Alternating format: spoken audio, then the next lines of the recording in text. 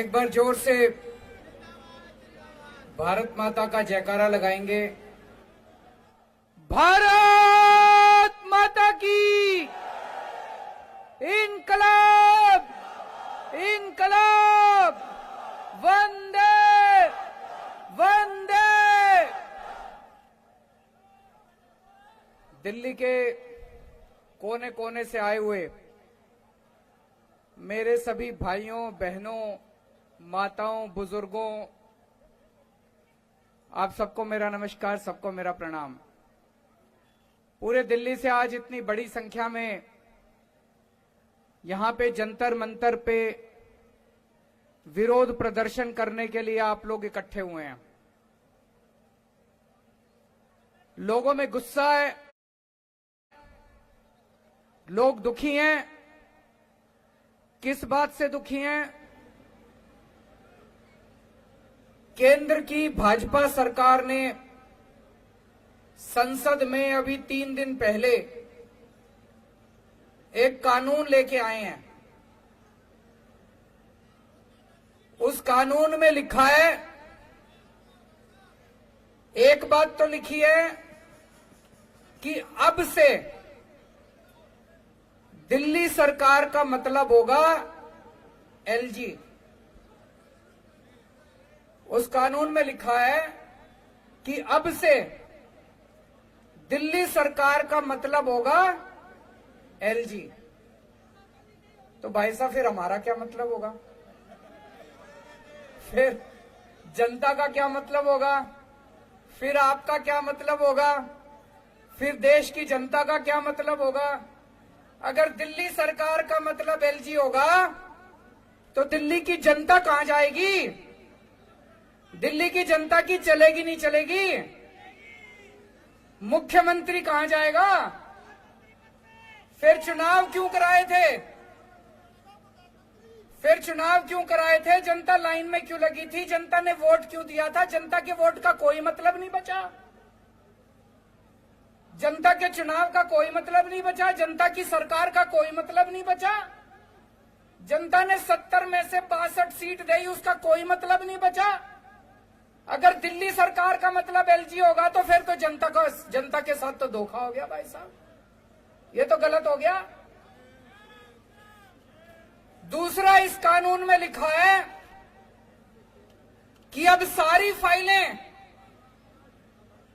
दिल्ली सरकार की सारी फाइलें एलजी के पास जाया करेंगी।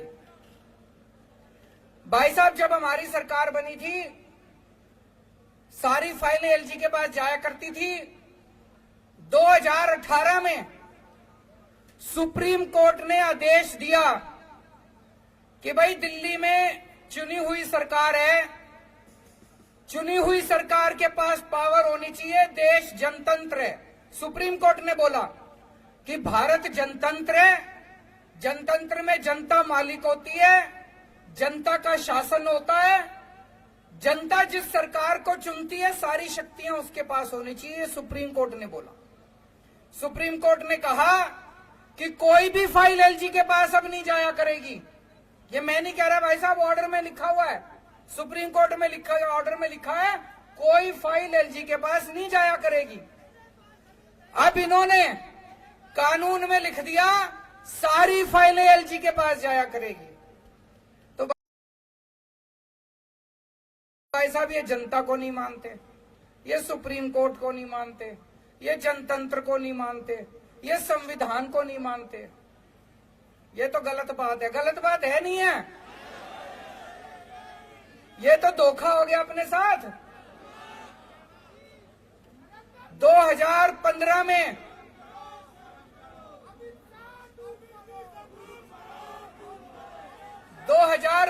में दिल्ली विधानसभा के चुनाव हुए।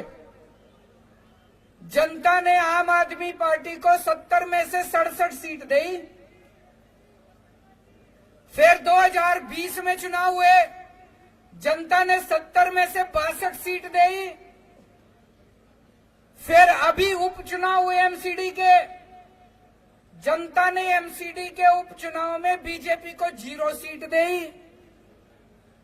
तो भाई साहब, दिल्ली की जनता साफ साफ यही तो कह रही है कि हमको बीजेपी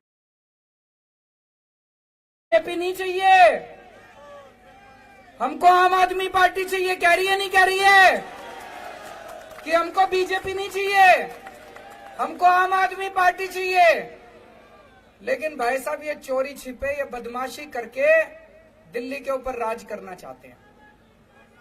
वो कहते हैं ना, एक छोटा बच्चा मैच खेल रहा था, क्रिकेट मैच हार गया, तो उसके बाद क्रिकेट का बल्ला और बॉल लेके दोनों लेके भाग गया। ऐसे ही एक के बाद एक चुनाव हारते जा रहे हैं, लेकिन ये इस तरह से बदमाशी करके दिल्ली के ऊपर राज करना चाहते हैं, जनता का राज खत्म करना चाहते हैं। ये इनका एक तरह से इनका ये पूरे देश के अंदर यही कर रहे हैं। चुनाव कराते हैं, अगर चुनाव में हार जाएं तो दूसरी पार्टियों के एमएलए खरीद लेते हैं और वहां पे सरकार गिरा देते हैं। करते नहीं करते पूरे देश के अंदर? दिल्ली के अंदर आम आदमी पार्टी के ये जितने एमएलए बैठे हैं खरीदे नहीं जा रहे, ये बिक नहीं रहे। कोशिश तो बहुत करी इन्होंने, ये बिक नहीं रहे। तो ये दिल्ली के अंदर जब एमएलए नहीं बिक रहे तो इन्होंने ये कानून लाके दिल्ली के अंदर ये सत्ता खत्म करना चाहते हैं, जनता की सत्ता खत्म करना चाहते हैं। आज पूरे देश के अंदर इस बात की चर्चा हो रही है, दिल्ली के अंदर जो काम हो रहा है, दिल्ली के अंदर शिक्षा के अंदर इतना अच्छा काम हो रहा है नहीं हो रहा है? सरकारी स्कूलों की काया पलट हो गई, प्राइवेट स्कूलों की फीस नहीं बढ़ने दी। इतने शानदार काम दिल्ली के स्कूलों में हो रहे हैं। ये कानून शिक्षा के अच्छे कामों को बंद करने के लिए बनाया गया है।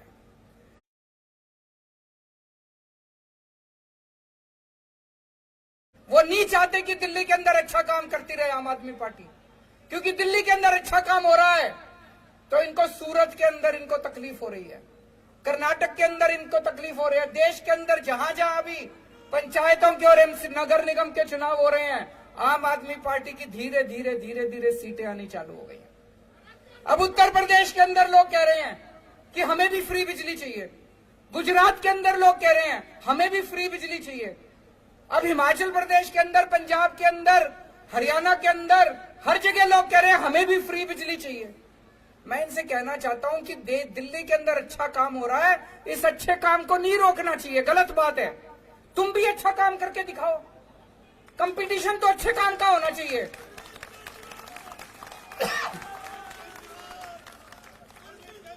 अब तुम गुजरात में बिजली फ्री कर दो, देखो हमारी एक भी सीट नहीं आएगी सूरत में, काम तो तुम करोगे नहीं, और दिल्ली में जो अच्छे काम हो रहे हैं उसको भी रोकोगे। ये तो गलत बात है, गलत बात है नहीं है?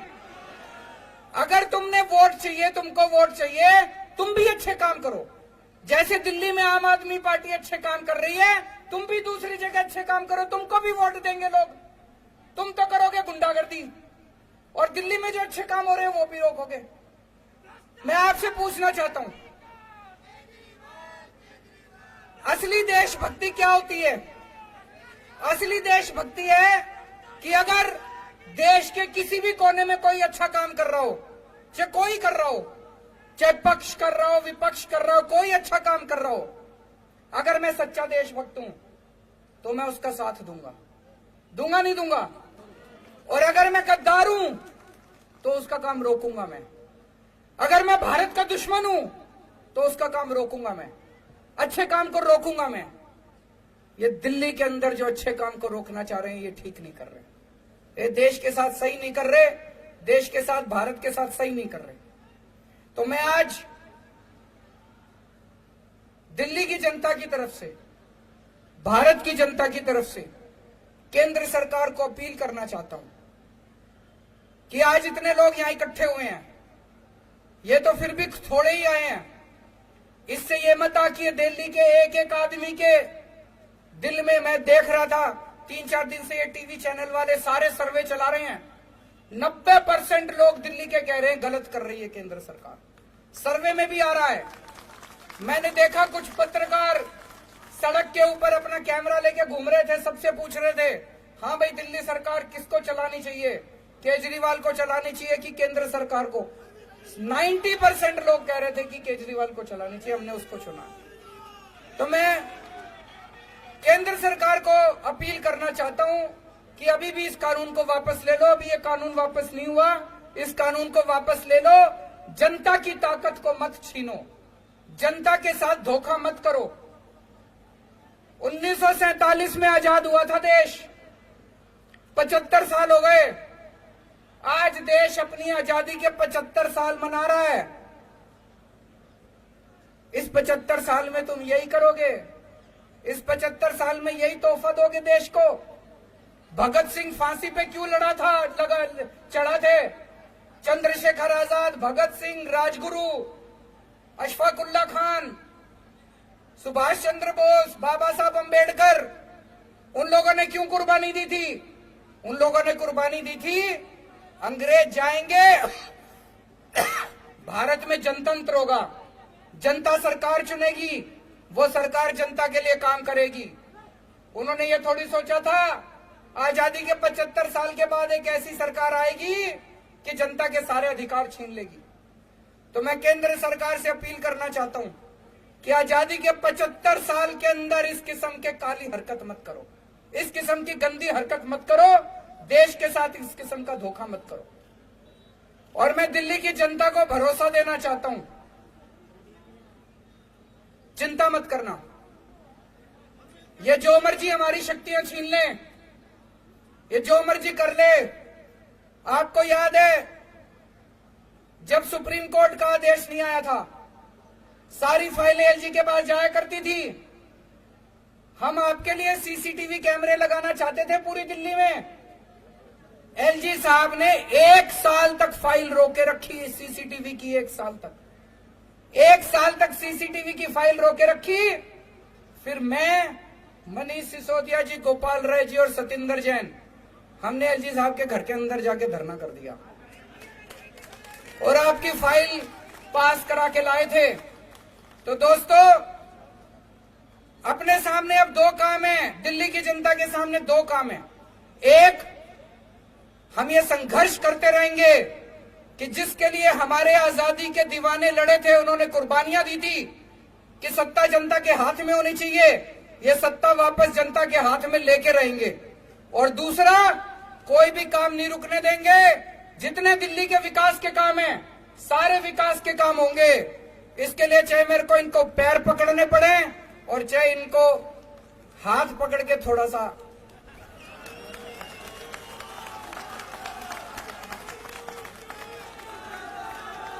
काम नहीं रुकने दूंगा। आपके सारे काम होंगे।